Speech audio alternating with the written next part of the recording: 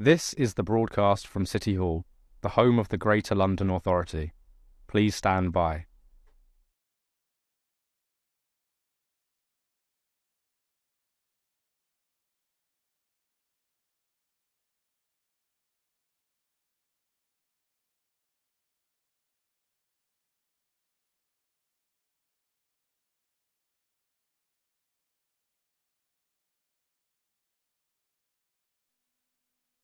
This is the broadcast from City Hall, the home of the Greater London Authority. Please stand by.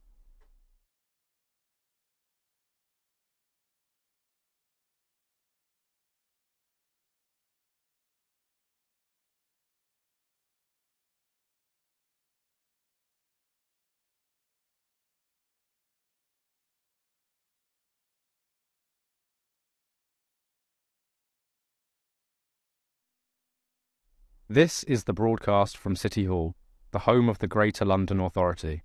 Please stand by.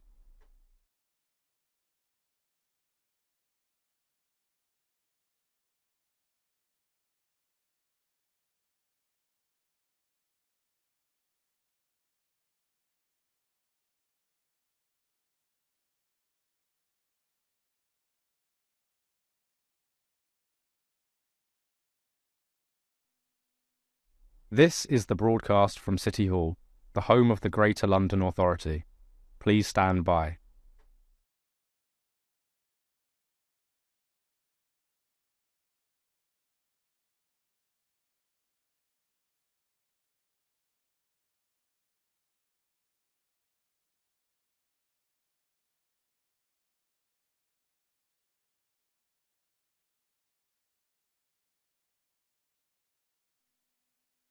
This is the broadcast from City Hall, the home of the Greater London Authority.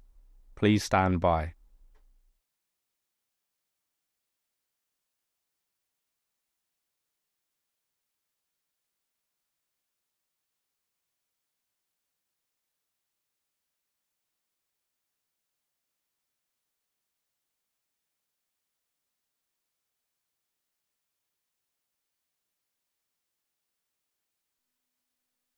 This is the broadcast from City Hall, the home of the Greater London Authority. Please stand by.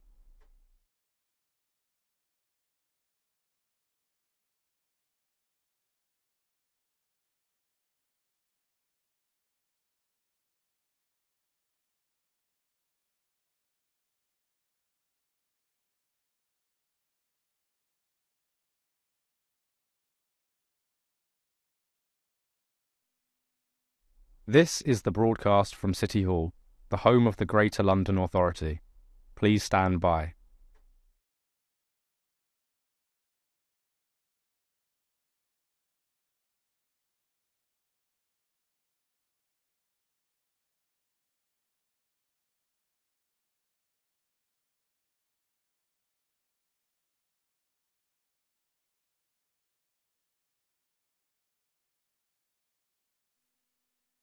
This is the broadcast from City Hall, the home of the Greater London Authority.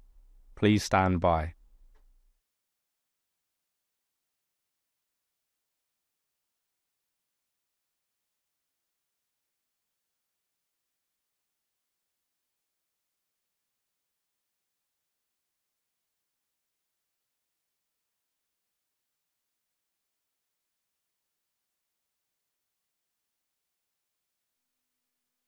This is the broadcast from City Hall, the home of the Greater London Authority. Please stand by.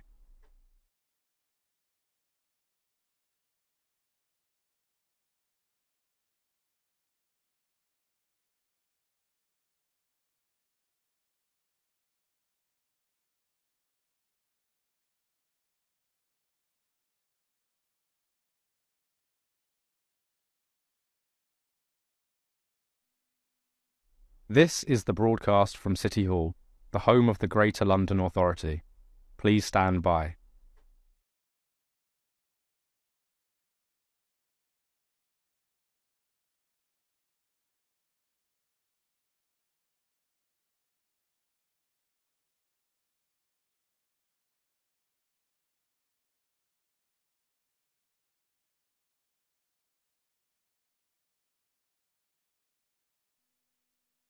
This is the broadcast from City Hall, the home of the Greater London Authority. Please stand by.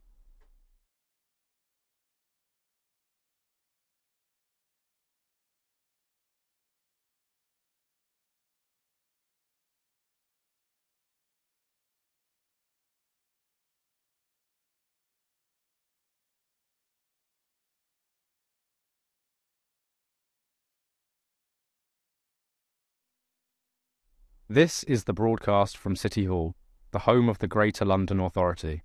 Please stand by.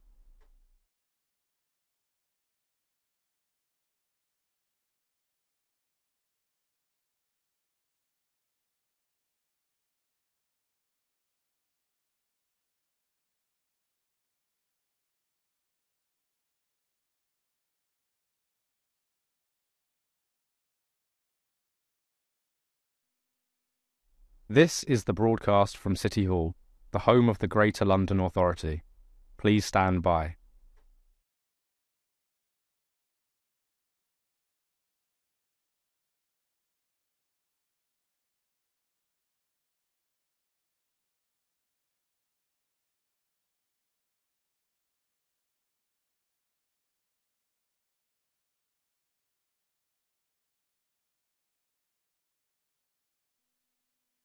This is the broadcast from City Hall, the home of the Greater London Authority. Please stand by.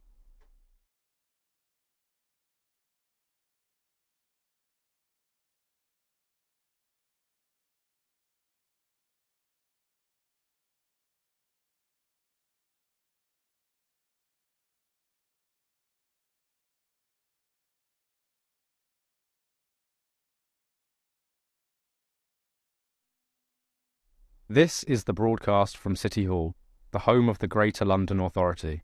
Please stand by.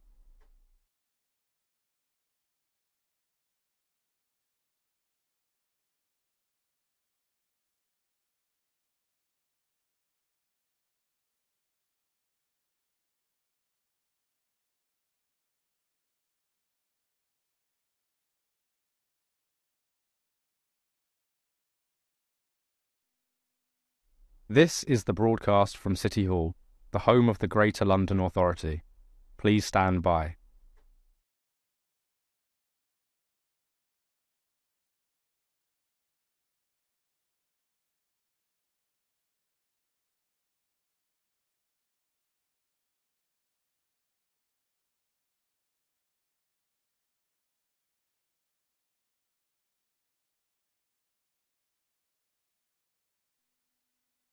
This is the broadcast from City Hall, the home of the Greater London Authority.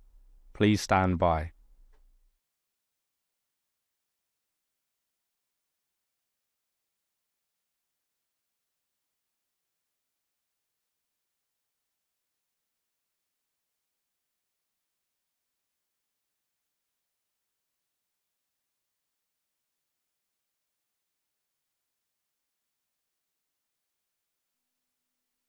This is the broadcast from City Hall, the home of the Greater London Authority. Please stand by.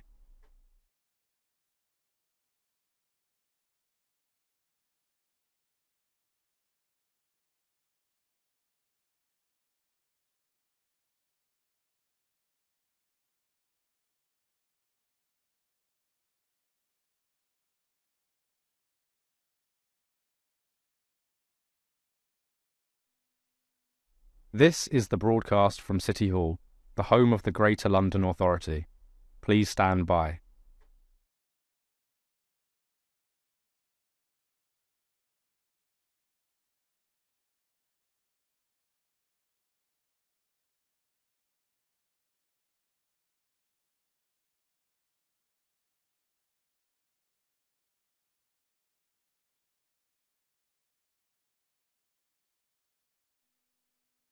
This is the broadcast from City Hall, the home of the Greater London Authority. Please stand by.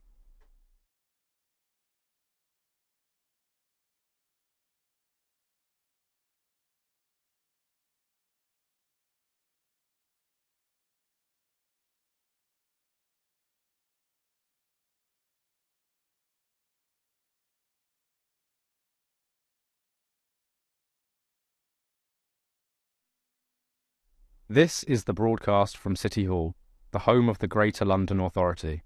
Please stand by.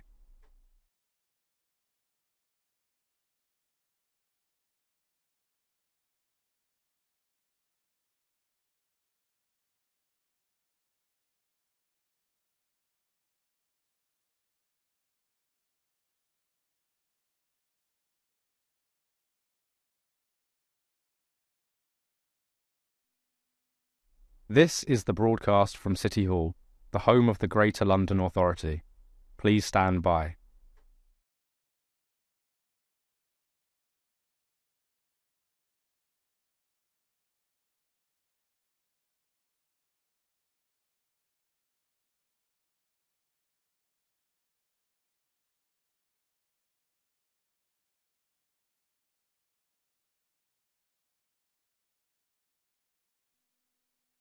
This is the broadcast from City Hall, the home of the Greater London Authority.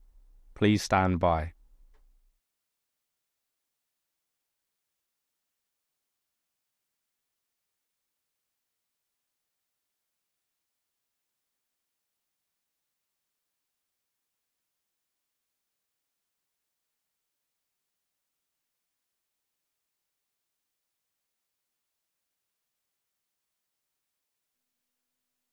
This is the broadcast from City Hall, the home of the Greater London Authority. Please stand by.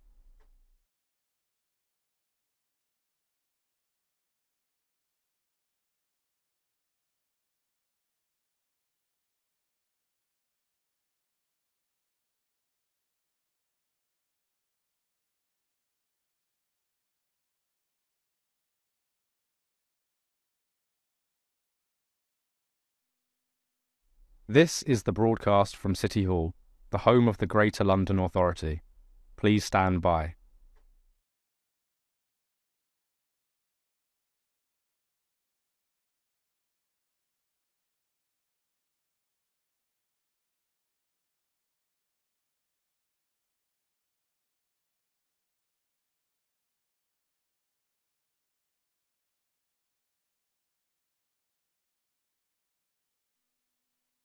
This is the broadcast from City Hall, the home of the Greater London Authority. Please stand by.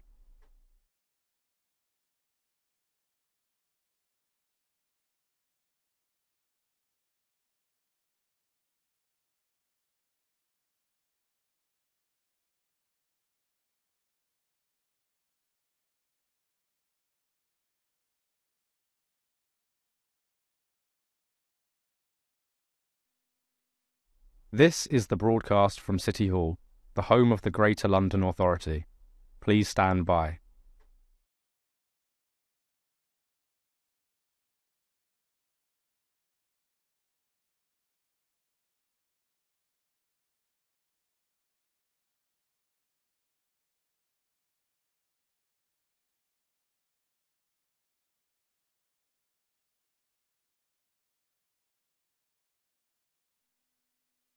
This is the broadcast from City Hall, the home of the Greater London Authority.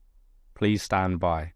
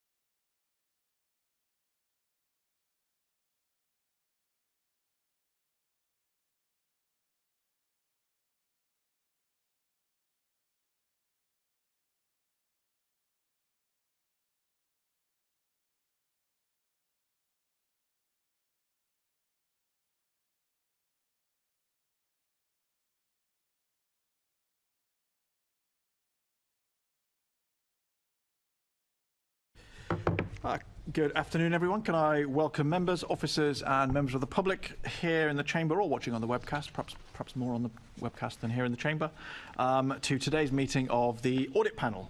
If you could just make sure any electronic devices are set to silent to avoid any unnecessary disturbances. And if you need to adjust your mic, just be careful of lifting it by the sticky out bit. Item 2 is... No, have I skipped item 1? No, that was item 1. Apologies for absence. Yes, Chairman. No apologies for absence, but Assembly Member Sheikh is running a few minutes late. Excellent. Thank you, Paul. So item 2, declarations of interest. Can I ask the panel to note the recommendations set out item 2 and ask if members have any other interest to declare? Noted. Excellent. Item 3, can we confirm the minutes of the meeting held on 19th of October 2023 to be signed by me as a correct record? Agreed, sir. I thought we probably could. Summary list of actions. Can we note the completed and ongoing actions arising from previous meetings of the audit panel? Noted. Excellent. And that brings us to item 5, which is internal audit reports, which is our sort of first main item this afternoon.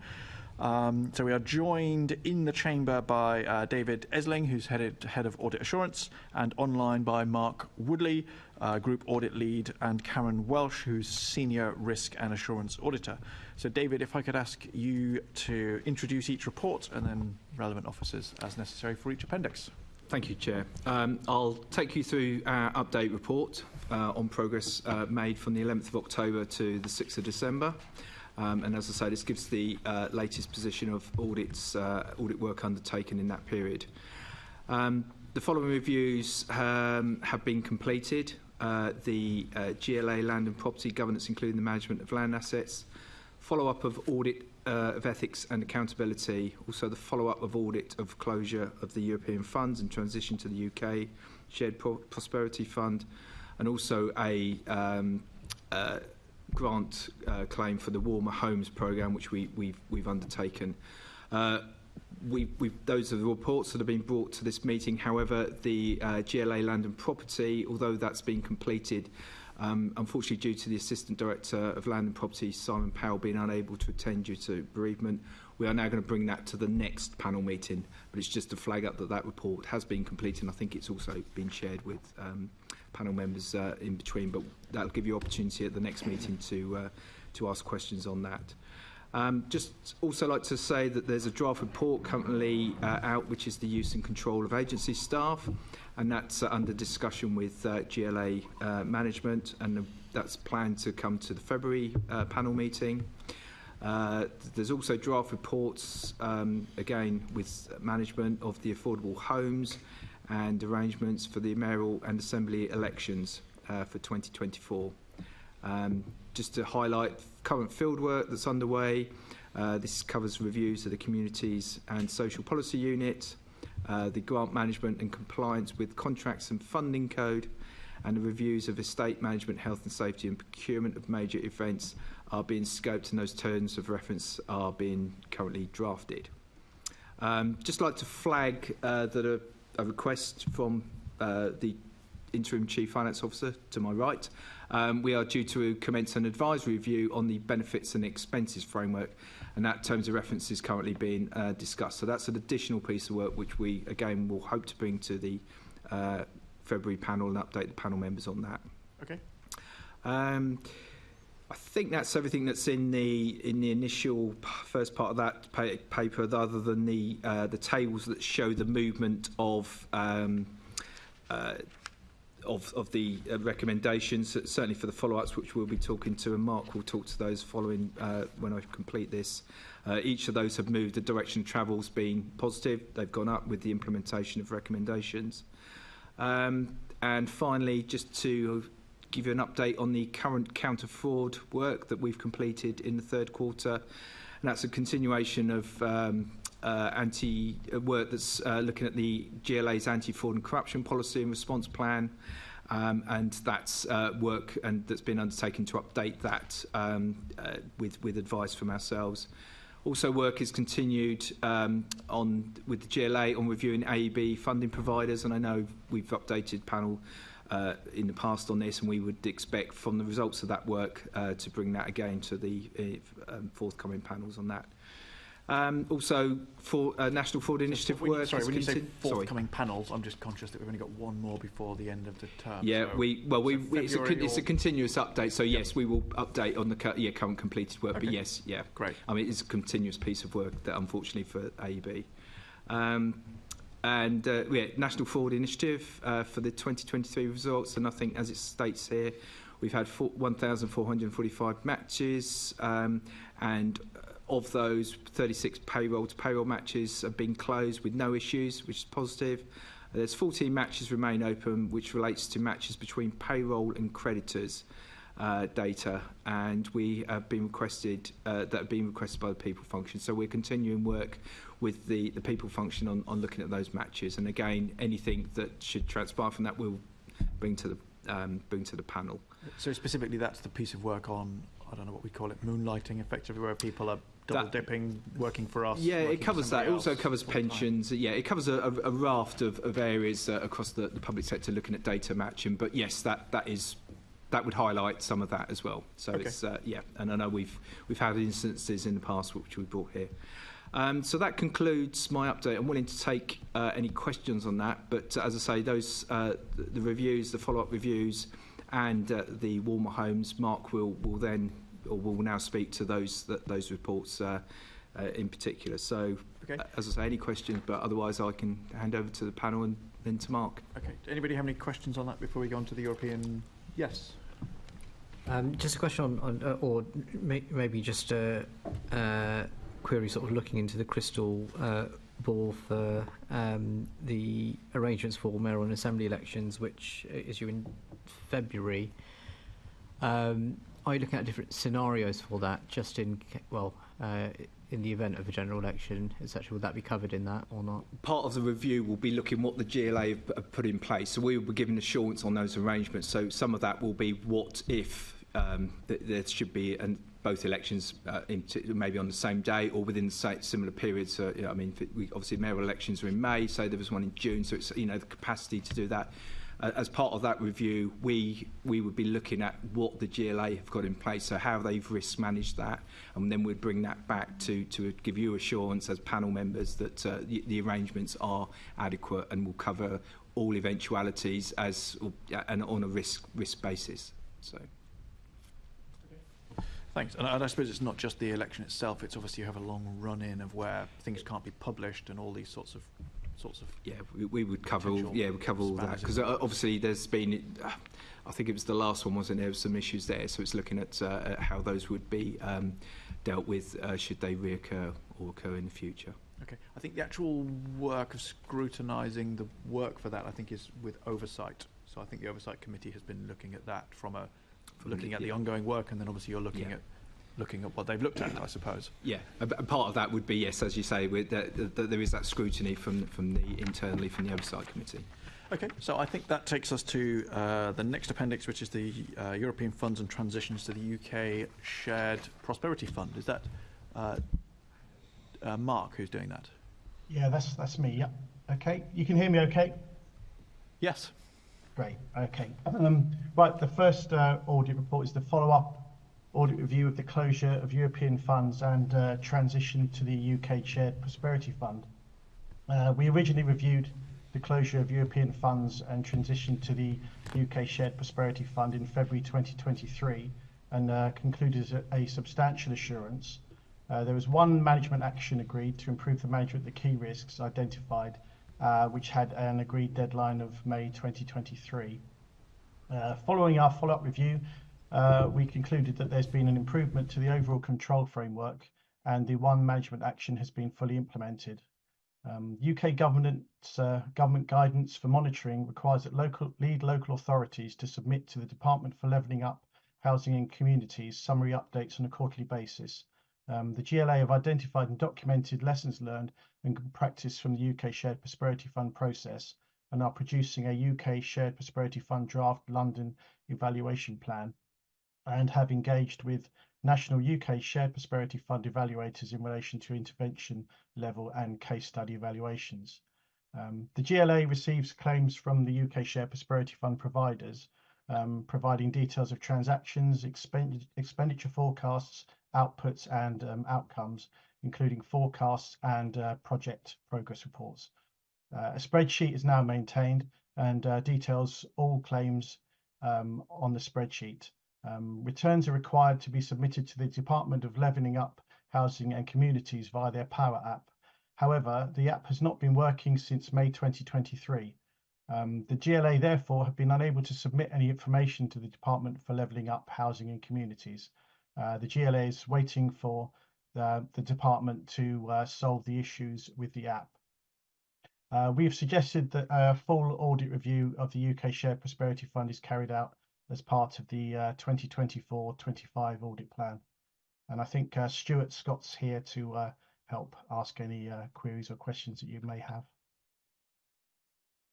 Thank you, Mark. And actually, I realised when I read up, they tried to make it as idiot-proof as possible, and I've defeated them by being a bit bigger idiot. I'm supposed to have read out at the beginning of this the welcome message to people, for example, Stuart Scott, who is the Senior Manager for Economic Development and Programmes at the GLA.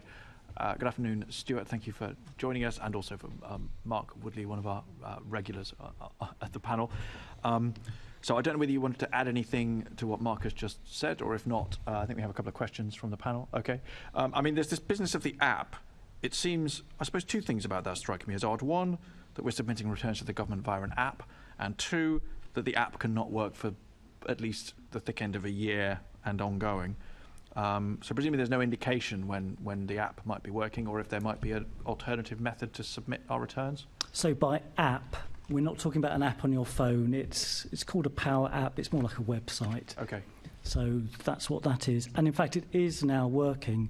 So I think maybe last week or the week before, we got notification from the Department for Levelling Up that we can now, as can every other lead authority across the UK, now upload data. And they've given us until, I think it's the 8th of January to do that. But there have been ongoing problems with reporting to DLUC since last spring. Okay. Well, I suppose that's clarification and progress, so that's good. Did you have a question, Assembly Member Harani? Yes. I did. Actually, some of it's been covered in your question because it was amongst the same lines. But so one of my questions was obviously, is every authority in the same position in terms of reporting back? So you've already answered that. But the 8th of January deadline that you mentioned, is that been extended accordingly to reflect that? You're right. DLUC, Department for Levelling Up, they did extend the deadline to give us a sort of a proportionate amount of time. The time we would have had we've submitted it when they originally wanted it. They've given it back to us, allowing also for the Christmas and New Year break as well. So we should be on course to upload the data by then. Okay. Interestingly, by shunting the dates, they've actually now told us we do not need to submit our next return, which would have been due on the 1st of Feb. So they've scrapped that one because they're taking our delayed data from before. So the next report will be something like the 1st of May after that. Okay. So the MI reporting has been slipping on the department's behalf. At the risk of ploughing into detail, presumably now that the website's back up and running, it's actually working fine. So the process of submission is working properly now that it's working, albeit obviously with a backlog. I believe it's working fine, but I've heard from a few colleagues across the country that there's been a few issues that they've had, but colleagues in DLUC have been very helpful in resolving these. Okay. Were there any other questions on that transition?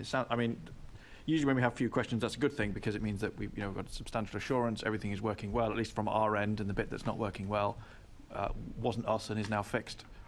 So that's positive. So I think in that case, thank you, Stuart and Mark. If you want to move on to the next appendix, which is Ethics and Accountability Follow-up Report. Okay. Where Right. let me just very quickly cover for my earlier mistake and say that for this item we're also joined by Heather Hodgins, who is the Interim Head of Performance and Governance at the GLA remotely, and I should have welcomed everybody at the beginning, so I'm going to fudge it by welcoming each person for each bit as we go along. Thank you, Mark. Okay. Right. We reviewed ethics and accountability in March 2023 and concluded an adequate assurance. 3 management actions were agreed to improve the management of the key risks identified. We've concluded that there's been improvement to the overall control framework for ethics and accountability. Since the original review, 2 agreed actions have been fully implemented and 1 partly implemented. The actions that have been implemented are that periodic reviews are now carried out of all policies and procedures in line with planned review dates, and progress on reviewing and updating policies is now reported to the Governance Steering Group. The performance review template was updated in September 2023 and now includes a specific question covering declarations of interest, including the recording of nil returns for staff with no interest to declare. The declaration has to be signed off by the staff member. New staff are now required to complete the declaration of interests after completion of the corporate induction training session.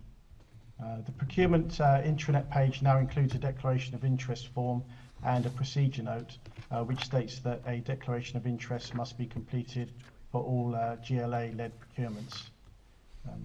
The final partly implemented action refers to a review of mandatory training was undertaken to help increase completion of mandatory training, provide a better induction experience for new starters and achieve a more consistent approach across directorates. The revised process of consolidating courses into face-to-face induction workshops is currently being piloted. And there was a little update on that because the original deadline has now been moved from what was in the original audit report to May 2024. I think Heather's here to answer any other questions. Unfortunately, Gemma Cullen from People Function isn't available today to answer any questions from the HR side. Okay. Do you have any questions on that item? Yeah. Okay. Assembly Member Harani. Thank you. Just on mandatory training, because it seems to, I remember it coming up at a previous audit committee meeting about how many pieces of training there are that are considered mandatory by the GLA. Do you have an overview? Has it been reviewed as such? Because I think there was just too many last time. Yes, that has been reviewed, thank you, through a number of forums, particularly through our Governance Steering Group. That's being consolidated at the moment by Gemma's team. We've run it as a pilot with a sort of consolidated, as I say, number of courses. That's being rolled out over the coming months in line with the deadline mark set out there that's been updated. So yes, it has been rationalised. And Gemma, I'm afraid, has the full list. I don't have it on me, but governance is part of that now. Okay, and so how many are there now that are mandatory? I'm sorry, I don't have the final list in front of me. That's I was anticipating Gemma answering those questions. Okay, I think for the purpose of the committee, it'd be great it'll be good to see sort of how many there are now and then compare it to what it was previously, just to see what has changed and what's been taken off as well. So if we can have that as an action, that would be I think we can. I mean, I think it's a question for HR, but you're right. Two things have come up in the past, one following from the other relating to mandatory training. One is, to my mind, the surprisingly low number of people who've done the mandatory training, which sort of slightly defies the word mandatory. And secondly was the number of mandatory bits of training, which is probably the explanation for the low number on the other one. So I'll be quite happy to we can follow up, I think, with the relevant officers afterwards on those 2 points. Great. And then also I think it would be useful to know that there'll be bits of mandatory training that have to be repeated every few years as well. So once someone's done it once, it ticked off as having completed, or certainly for some issues such as health and safety, it will have to be done every 3 years as such. So is that regular mandatory training happening as well? That's being built into the new model that Gemma and her team have built, yes. So there's a number of courses that we can now, through the move to HR shared services, we can now start to track through that process. Okay. So Gemma's picking that up with her team. Okay. Okay, was there any other questions? Oops, turn my microphone back on. It's normally my job to remind other people they've left their mic off. Were there any other questions on that item? Nope. I think this, the perennial question of the definition and the practice of the word mandatory, I think, is one of our common themes. So, Krupesh got the chance to ask that question today. Thank you, Krupesh. So in that case, thank you, Heather. And Mark, if you would like to move on to the next item, which is the Warmer Homes Programme. And let me also welcome Catherine Barber, who is joining us remotely as the Assistant Director of Environment and Energy for this item. Okay, the Warmer Homes Programme. DARA were requested by the Warmer Homes team to undertake an independent audit assurance review on the close down of the Warmer Homes Programme. The review is also a requirement of the Department for Energy Security and Net Zero funding arrangements. Checks are undertaken on each category of expenditure against invoices, contracts and payroll records provided by the Warmer Homes team to ensure that payments were fully supported. GLA staff costs were compared to GLA payroll records and where relevant to agency staff records.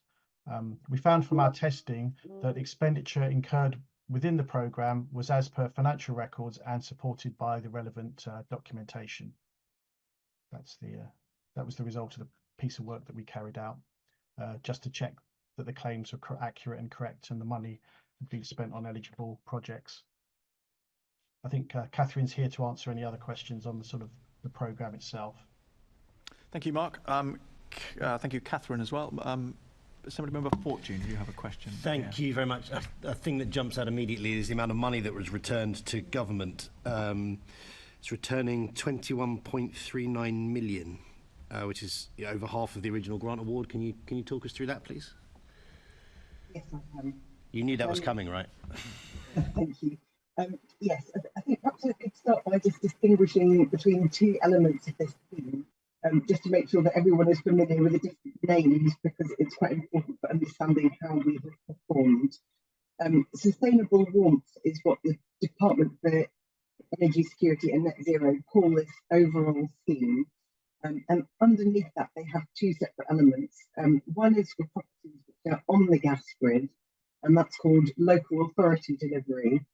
And the second part is for homes which are off the gas grid, and that's the home upgrade grant. And they put money in a bundle and to give it to combined authorities or local authorities to deliver on their behalf to homes. You'll also have heard the title Warmer Homes. The Mayor had a previously existing scheme called Warmer Homes, and London audiences were familiar with that, and it was a slightly clearer branding. So when we have taken money from the Department for Energy Security and Net Zero, we've combined it with the Mayor's own capital spending in this area, and then marketed it under the Warmer Homes banner. And the latest iteration of what we call Warmer Homes 3, including this funding from the department, finished in September 2023. So the reason I've set that out is that the £40.2 million, which we secured from the department 2 years ago now, was roughly half-half for homes that were on the gas grid and off the gas grid. To be precise, it was £21.2 million for the local authority delivery scheme on gas grid, and 19 million for home upgrade grant, which were homes heated by other fuels than gas. And our performance is... Sorry, yeah. Catherine, I hope you don't mind me interrupting. I'm not quite sure whether it's us or you or maybe some combination of the both. I think myself and colleagues are finding it quite hard to hear what you're saying. It's sort of... I don't know if it's the acoustics of the room. Near my microphone. Or is that any better? Say a full sentence. I'll lean in a bit. No, it sounds like it's rattling. Yeah, there's a sort of odd. I don't know. It's not quite an echo, but it's something a bit like an echo. It is. Yeah, it's a sort of strange metallic quality that I know your voice doesn't normally have. That is making it very hard to follow your explanation. Which is perhaps made more difficult by the fact that it's obviously quite a complex question and a detailed explanation. If you would like, I can rejoin from another device if you'll give me 30 seconds to start off on my phone and see if that's any better. I'll be a bit smaller, but my voice quality might be better. Please do try that. We can should we return back to this item? We have, I think that's the end of our internal audit items, but actually we'll move on to item 6. Thank you, Catherine. If we move on to item 6, which is the corporate risk register, I have a couple of other items which which individually may not take very long, but we can then return back. So we'll pause item 5, internal audit reports, while we see if Catherine can make herself more audible. And we will move to the corporate risk register. Are there any points members wish to officers to consider ahead of the next 6-monthly update and refresh, or any questions on the contents of the corporate risk register? I think we have gone into some detail on this before, particularly the new items. I know Enver, who I also failed to introduce earlier, Enver, who is our interim Chief Finance Officer for the GLA. Good afternoon, Enver. I know we've been through in detail some of these before, so the ones that are flagged as new on the paperwork are not actually new, they're new this year, I think, such as the inflation, for example. I mean, in fact, we have obviously had an updated inflation number this week, and it's been my theme of the last fortnight on the Budget Performance Committee, asking everybody what they think about inflation. So what's your judgment, Enver, in terms of, obviously, the level of inflation that was very high has now come down, the headline, but obviously that is to some extent still working its way through, and lower inflation doesn't mean lower prices, it just means lower increases in prices, of course, from the already higher level. So what impact is that having across the group, Enver? Good afternoon. Good afternoon. And you'll be pleased to hear we can hear you perfectly. Yeah, so I answered this question last week at Budget Performance Committee, and since then the inflationary figures have dropped from 4.7 to 4.1, which again is good news. It's moving in the right direction. For the benefit of this committee, apologies for repeating a bit of what I said into last week's committee, it takes a while for what the OBR and what the Office of National Statistics come up with in terms of today's inflationary figure, and that feeding itself through to prices, because it's supposed to reflect the trend up till now. But for our group budgets, the group look at what their cost pressures are as of now and put that into the following year. And in the consultation budget that was published yesterday, there is over £500 million worth of inflationary pressures already baked into those numbers. I don't see that going away as a result of those inflationary pressures. It might help with pay negotiations, but if people's mortgages are still going up or they're not coming down, if food isn't dropping, if petrol isn't dropping as much, then that demand for pay rises is still going to continue as a pressure for us. And pay deals, as far as I'm aware, have not been settled yet for next year. So consequently, the amount that we're factoring into the budget still reflects the pressure that the group organisations are reflecting, and doesn't really reflect the figures that have just been announced at the moment. But it is good news. So we're hoping that eventually it catches up with itself, but it won't happen overnight. And I can't see, as I explained to previous committee, if, for example, construction materials have gone up, I'm not aware that they will come down quickly enough to make housing construction resume at the pace it was previously, and whether that brings fluidity to the market again, only time will tell. So in terms of thinking about that as a risk, then the falling headline level of inflation is good news from the point of view of that risk, but what it really needs is a sustained, say, 6 months, 12 months at a lower level, which then not only feeds through in terms of prices, but obviously you get expectations, don't you, that people have in negotiations and so on, that actually then comes out the system as well. That's correct. I think you need that sustained lower level for quite some time. If we get down to 2% by the end of the next 12 months and stays there, then I think that would sort of restore confidence in the markets again. Okay. Were there any other questions on the risk register? Nope. Okay, yeah, we have been through it relatively recently. Thank you, Ember. Do we have Catherine? Oh, I think we may have Catherine back. Perfectly timed. So that is the corporate risk register. So if we now return experimentally to item 5, which was the internal audit reports, we will.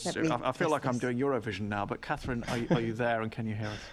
I can hear you loud and clear. Am I coming out more that clear? Is night and day, Catherine. That's far better. So why don't we go back to... Apologies that I think you had 2 or 3 minutes of explaining things to us that we didn't quite follow. So I think if you go back to the beginning of the explanation, which, if you recall, Assemblymember Fortune's question was about the money that had gone back. Yes. So to recap, the scheme Warmer Homes is the Mayor's branding for a scheme that is partly his own capital spending, but which in the last 18 months has also had a big injection from central government, from the Department for Energy Security and Net Zero. Their title for that is Sustainable Warmth, and within that there are 2 elements. One is the Local Authority Delivery Scheme, which is for properties which are on the gas grid, and the other part is the Home Upgrade Grant, which is for properties that are off gas. And roughly we received 50-50 within the £40.2 million we were allocated, slightly more for the on-gas grid properties, £21.2 million for local authority delivery, 3rd phase of the scheme. And we got £19 million for the Home Upgrade Grant, which was aimed at homes which were heated by other fuels. And the reason that I made that distinction is that it's important for understanding our performance. The local authority delivery scheme we did pretty well at. We reached nearly 3/4 of our original target agreed with DESNZ. For Home Upgrade Grant, off-gas properties, we found that much harder, and many other local authorities did as well. It's not the typical property in London. More than 80% of our properties are on the gas grid. And at the start of this year, as we talked to the department, they understood that we were struggling to spend that money for the off-gas properties, but that many others across the country were as well. And they asked us and several of the delivery authorities to return money to them and to lower our targets. So we've returned money, but tens of millions of pounds across England have been returned as well. And our target was reduced to 214 homes under the HUG scheme. And our final outcome against that revised target was 63%. And something I'd like to just say as we start this conversation is that the GLA is not unusual in this at all. We have compared numbers privately with other delivery authorities, and we can see that many are in a similar situation, and some have struggled even more than we have with that off-gas component. And several councils recently wrote an open letter to the Secretary of State setting out their concerns with the HUG scheme and asking that money be made available more for the on-gas properties, which this year in 24-25 there's no budget for at all. So I think in short, this is sort of a game of 2 halves. The local authority delivery scheme, our numbers we're pretty pleased with, but for the Home Upgrade Grant, it's been much more uphill, and that's essentially because we don't think the scheme is designed in a way that delivers well for London. Okay, so I follow that, thank you, and that puts it into context, and it sounds much better than sort of giving over half the grant back. So if we think about those original estimates for the off-grid grant, which is not easy to say, why do we think we were so out with the target setting process? Sorry, Catherine, you're on about 4 screens. It's like standing outside of the Dixons. Okay. So I think we were over-optimistic about how many homes could be found and how many residents could be persuaded to apply for this scheme. So there are some hundreds of thousands of homes in London which are off the gas grid, but what we have understood as we went through this programme, this was the first phase of such funding from central government, was that most of those off-gas properties are flats in London, and many of them are social housing. And first of all, this Warmer Homes scheme doesn't really target social housing. We can spend a smaller amount of it on social housing, but basically 90% or more of the recipients have to be in the privately owned sector. So that reduced the number of people who were interested. also in blocks of flats, usually the solutions, if you're trying to get towards net zero, are to retrofit the block of flats as a whole. And again, the way that this scheme was set up was for individual homes to apply. So that made it hard to find those properties. We had various other challenges. The launch was just at the same time as local elections, so we were delayed for a couple of months in marketing to properties. And we also, I think one lesson that we learnt was that we tried to find customers for this by doing mass mailing. And I think our conclusion from that was it brought us too many applications or expressions of interest which were from ineligible homes. And which was then, both disappointing for those people who'd written to us to say they were interested, but also took the time of our delivery partner in sifting through them and understanding whether or not they were eligible. We have funding to do a second phase of HUG from central government for next year. And with that, we're working instead with London councils and with the boroughs, who we think are closer to the residents and will be more able to help us identify homes that would be suitable, but really it was just finding homes that were eligible and interested in that part of the scheme that was the biggest challenge. Thank you. That covered off a lot of the follow-up questions I was going to ask. Would you say the biggest challenge was finding the properties or persuading the people to take up the offer? I think both of those were difficult. Also, the sorts of measures that are needed in those off-gas properties are more complicated. I guess what I'm wondering, if we're trying to persuade people, for example, to take up heat pumps, that's still a relatively new technology, and people aren't always persuaded. I mean, we have seen people starting to take those up in London, and we know that they're needed, but that's not perhaps as simple as having a conversation with somebody who has a boiler, but we're talking to them about having insulation or double glazing put in. That's the root of the persuasion element of it. Is yes. Why did people say no? So I think we had quite a short window for marketing this scheme. The way it was originally set up was there was 12 months to deliver £40 million of retrofit spending, including identifying the properties, doing the surveys, working out what the right measures were, agreeing that with the residents, and then getting the work done.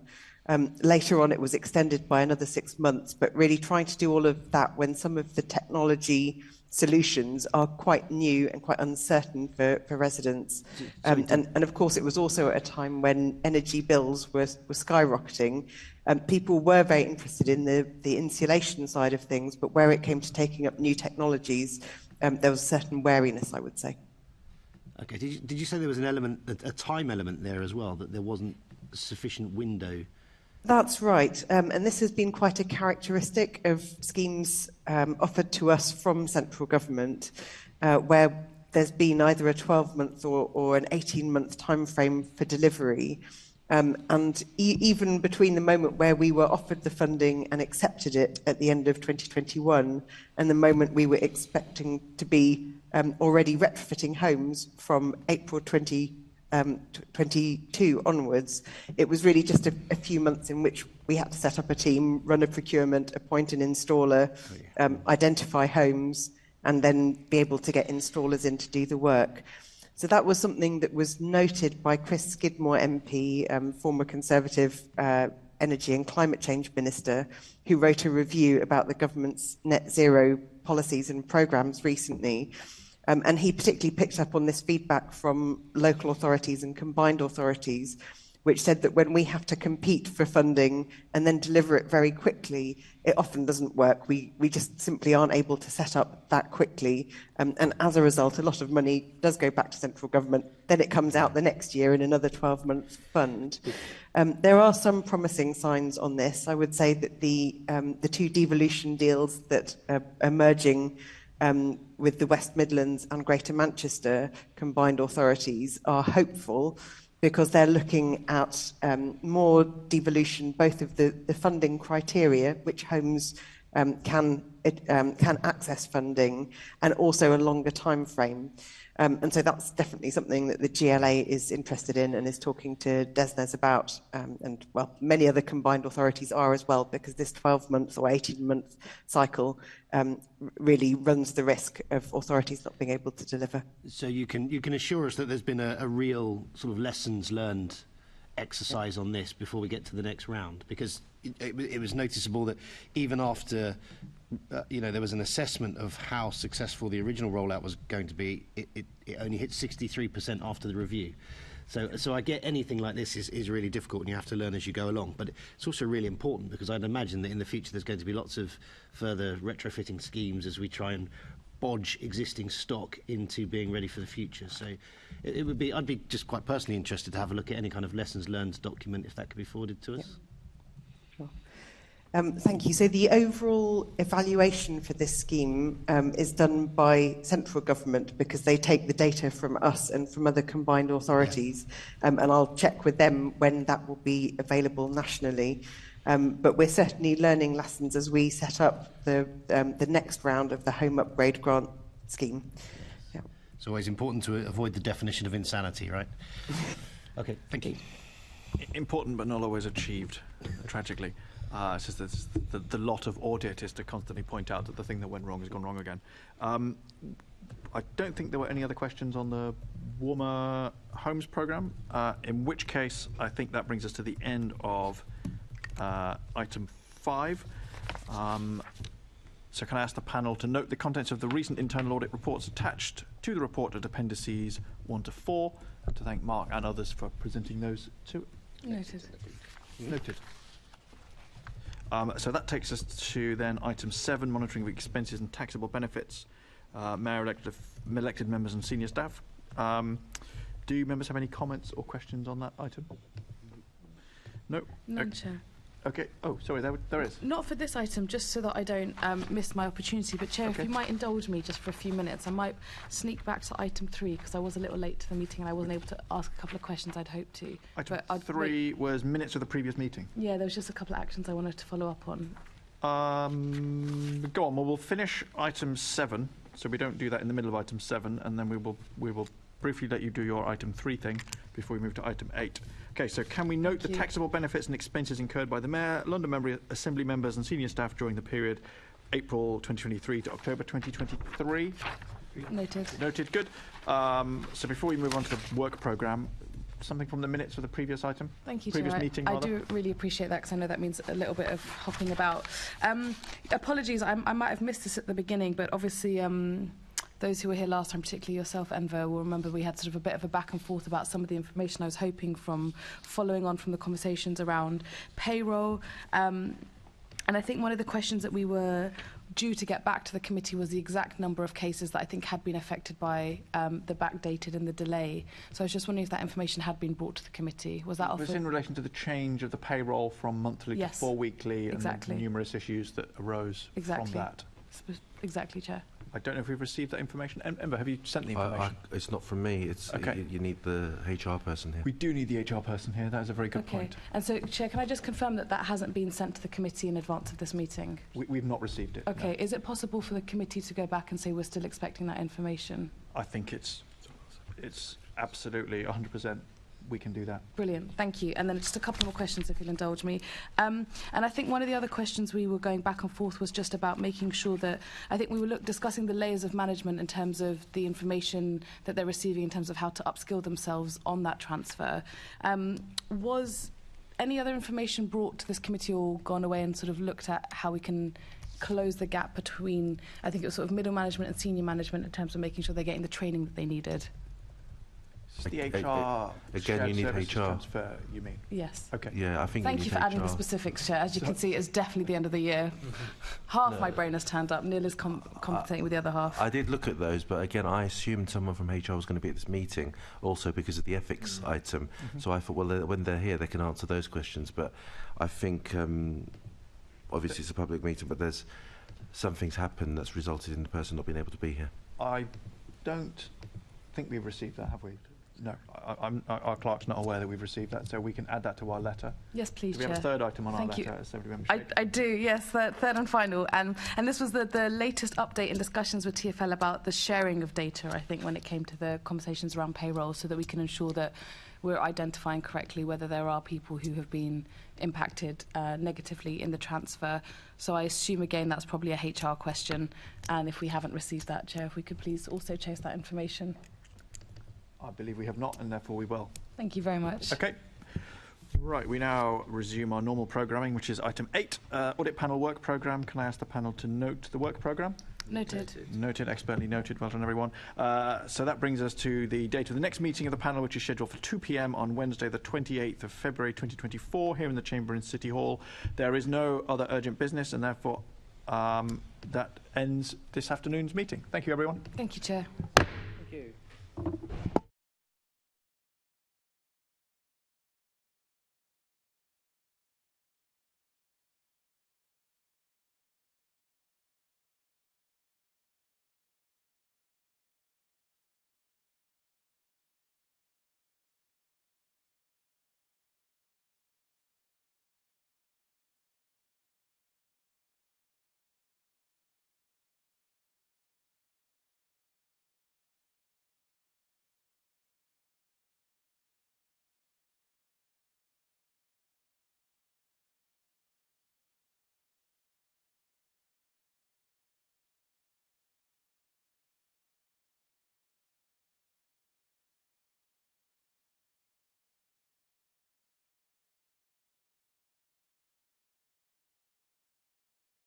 Home of the Greater London Authority.